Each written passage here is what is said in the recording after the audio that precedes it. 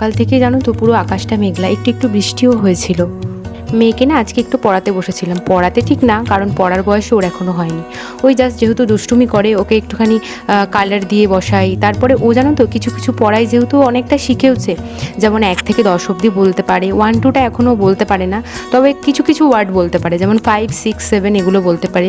এবিসিডিটাও ও মোটামুটি বলতে পারে, তবে বিভিন্ন ধরনের অ্যানিমেলস, বার্ড, কালার এগুলোর নামও আস্তে আস্তে শিখছে। আমি ওকে পড়াই না, জাস্ট বসে ও যেহেতু দুষ্টুমি করে, খেলতে খেলতে ওকে আমি কিছু পড়াই বা শেখানোর চেষ্টা করি। যাই হোক, অনেক কথা বলে ফেললাম। হ্যালো এভরিওয়ান, কেমন আছো তোমরা? আশা করি অনেক ভালো আছো, আর আমিও কিন্তু অনেকটা ভালো আছি। আচ্ছা, তোমরা কারা কারা আমার মতন আছো?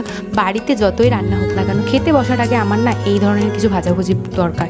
আর এই জিনিসটা আমি অ্যাকচুয়ালি শিখেছি আমার শাশুড়ি মায়ের কাছ থেকে। আমার মনে হয় সব মেয়েদেরই এরকম ভাজাভুজি বড়া খেতে ভীষণ ভালো লাগে। আর এটা ছিল পাট পাতার বড়া।